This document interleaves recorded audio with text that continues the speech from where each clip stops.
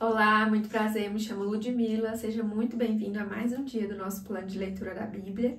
Hoje nós estamos no dia 354 e faremos a leitura do livro de Tiago. Ele tem 5 capítulos. Então vamos lá, capítulo 1. Tiago, servo de Deus e do Senhor Jesus Cristo, as 12 tribos dispersas entre as nações, saudações. Provas e tentações. Meus irmãos, considerem motivo de grande alegria o fato de passarem por diversas provações, pois vocês sabem que a prova da sua fé produz perseverança, e a perseverança deve ter ação completa, a fim de que vocês sejam maduros e íntegros, sem que falte a vocês coisa alguma. Se algum de vocês tem falta de sabedoria, peça a Deus, que a todos dá livremente, de boa vontade, e lhe será concedida. Peça, porém, com fé, sem duvidar, pois aquele que duvida é semelhante à onda do mar, levada e agitada pelo vento. Não pense tal pessoa que receberá coisa alguma do Senhor, pois tem mente dividida e é instável em tudo o que faz. O irmão de condição humilde deve orgulhar-se quando estiver em elevada posição, e o rico deve orgulhar-se caso passe a viver em condição humilde, porque o rico passará como a flor do campo, pois o sol se levanta, traz o calor e seca a planta. Cai, então, a sua flor e a sua beleza é destruída. Da mesma forma, o rico murchará em meio aos seus afazeres. Feliz é o homem que persevera na provação, porque depois de aprovado, receberá a coroa da vida, que Deus prometeu aos que o amam. Quando alguém for tentado, jamais deverá dizer, estou sendo tentado por Deus, pois Deus não pode ser tentado pelo mal e a ninguém tenta. Cada um, porém, é tentado pelo próprio mau desejo, sendo por este arrastado e seduzido. Então, esse desejo, tendo concebido, dá à luz o pecado, e o pecado, após ser consumado, gera a morte. Meus amados irmãos, não se deixem enganar. Toda boa dádiva e todo dom perfeito vem do alto, descendo do Pai das luzes, que não muda como sombras inconstantes. Por sua decisão, ele nos gerou pela palavra da verdade, a fim de sermos como os primeiros frutos de tudo o que ele criou. Praticando a palavra. Meus amados irmãos, tenham isto em mente, sejam todos prontos para ouvir, tardios para falar e tardios para irar-se, pois a ira do homem não produz a justiça de Deus. Portanto, livrem-se de toda a impureza moral e da maldade que prevalece, e aceitem humildemente a palavra implantada em vocês, a qual é poderosa para salvá-los. Sejam praticantes da palavra, e não apenas ouvintes, enganando vocês mesmos. Aquele que ouve a palavra, mas não a põe em prática, é semelhante a um homem que olha a sua face no espelho e depois de olhar para si mesmo, sai e logo esquece a sua aparência.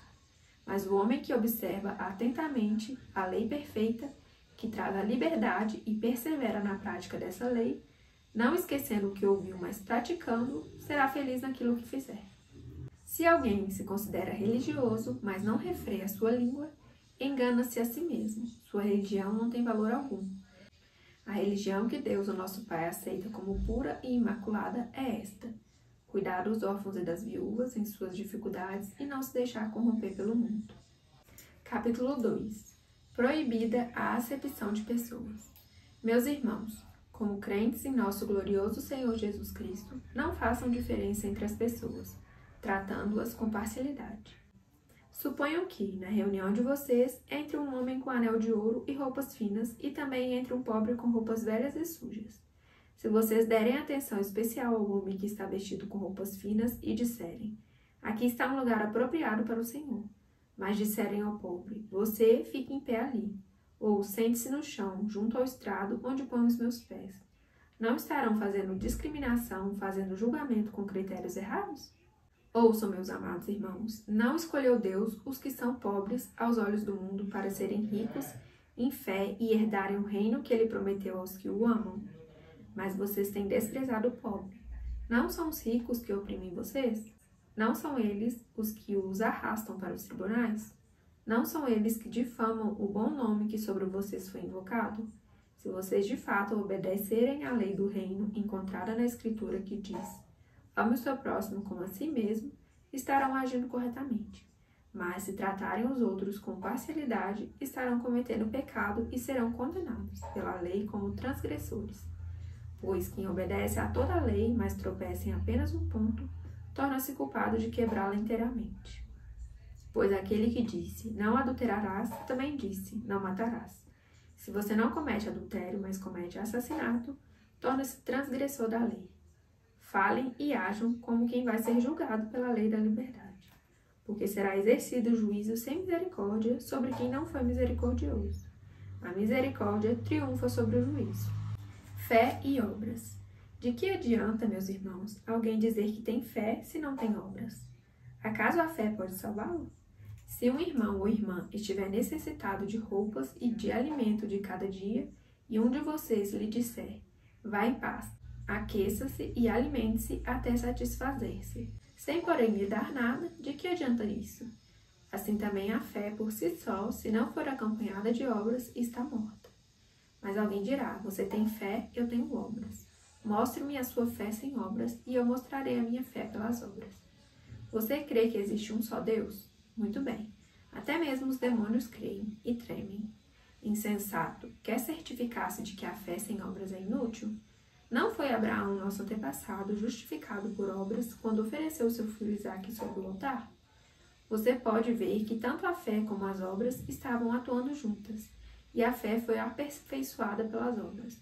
Cumpriu-se assim a escritura que diz, Abraão creu em Deus, e isso lhe foi acreditado como justiça, e ele foi chamado amigo de Deus. Vejam que uma pessoa é justificada por obras, e não apenas pela fé. Caso semelhante é o de Raabe, a prostituta. Não foi ela justificada pelas obras quando acolheu os espias e os fez sair por outro caminho? Assim como o corpo sem espírito está morto, também a fé sem obras está morta. Capítulo 3. O domínio sobre a língua. Meus irmãos, não sejam muitos de vocês mestres, pois vocês sabem que nós, os que ensinamos, seremos julgados com maior rigor. Todos tropeçamos de muitas maneiras. Se alguém não tropeça no falar, tal homem é perfeito, sendo também capaz de dominar todo o seu corpo. Quando colocamos freios na boca dos cavalos para que eles nos obedeçam, podemos controlar o animal todo. Tomem também como exemplo os navios. Embora sejam tão grandes e impelidos por fortes ventos, são dirigidos por um leme muito pequeno, conforme a vontade do piloto. Semelhantemente, a língua é um pequeno órgão do corpo, mas se vangloria de grandes coisas. Vejam como um grande bosque é incendiado por uma simples fagulha. Assim também a língua é um fogo, é um mundo de iniquidade. Colocada entre os membros do nosso corpo, contamina a pessoa por inteiro, incendeia todo o curso de sua vida, sendo ela mesma incendiada pelo inferno. Toda espécie de animais, aves, répteis e criaturas do mar doma-se e tem sido domada pela espécie humana. A língua, porém, ninguém consegue domar. É um mal incontrolável, cheio de veneno mortífero. Com a língua bendizemos o Senhor e Pai, e com ela amaldiçoamos os homens, feitos à semelhança de Deus. Da mesma boca procedem bênçãos e maldição. Meus irmãos, não pode ser assim. Acaso pode sair água doce e água amarga da mesma fonte? Meus irmãos, pode uma figueira produzir azeitonas ou uma videira figos? Da mesma forma, uma fonte de água salgada não pode produzir água doce. Os dois tipos de sabedoria. Quem é sábio e tem entendimento entre vocês? Que o demonstre por seu bom procedimento mediante obras praticadas com a humildade que provém da sabedoria. Contudo, se vocês abrigam no coração inveja amarga e ambição egoísta, não se gloriem disso nem neguem a verdade. Esse tipo de sabedoria não vem dos céus, mas é terrena. Não é espiritual, mas é demoníaca. Pois onde há inveja e ambição egoísta, aí há confusão e toda espécie de males. Mas a sabedoria que vem do alto é antes de tudo pura, depois pacífica, amável, compreensiva, cheia de misericórdia e de bons frutos, imparcial e sincera. O fruto da justiça semeia-se em paz para os pacificadores. Capítulo 4. A submissão a Deus. De onde vêm as guerras e contendas que há entre vocês? Não vêm das paixões que guerreiam dentro de vocês? Vocês cobiçam coisas, mas não as têm. Matam e invejam, mas não conseguem obter o que desejam. Vocês vivem a lutar e a fazer guerras. Não têm porque não pedem. Quando pedem, não recebem, pois pedem por motivos errados para gastar em seus prazeres. Adúlteros, vocês não sabem que a amizade com o mundo é inimizade com Deus? Quem quer ser amigo do mundo, faça inimigo de Deus.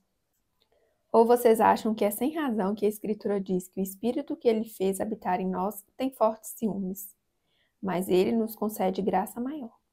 Por isso diz a Escritura, Deus se opõe aos orgulhosos, mas concede graça aos humildes. Portanto, submetam-se a Deus, resistam ao diabo e ele fugirá de vocês. Aproximem-se de Deus e ele se aproximará de vocês. Pecadores, limpem as mãos e vocês que têm a mente dividida, purifiquem o coração. Entristeçam-se, lamentem-se e chorem. Troquem o riso por lamento e a alegria por tristeza. Humilhem-se diante do Senhor e Ele os exaltará. Irmãos, não falem mal um dos outros. Quem fala contra o seu irmão ou julga o seu irmão, fala contra a lei e a julga. Quando você julga a lei, não está a cumprindo, mas está agindo como juiz. Há apenas um legislador e juiz, aquele que pode salvar e destruir. Mas quem é você para julgar o seu próximo? A incerteza dos planos humanos. Ouçam agora vocês que dizem, hoje ou amanhã iremos para esta ou aquela cidade. Passaremos um ano ali, faremos negócios e ganharemos dinheiro. Vocês nem sabem o que acontecerá amanhã, que é a sua vida. Vocês são como a neblina que aparece por um pouco de tempo e depois se dissipa.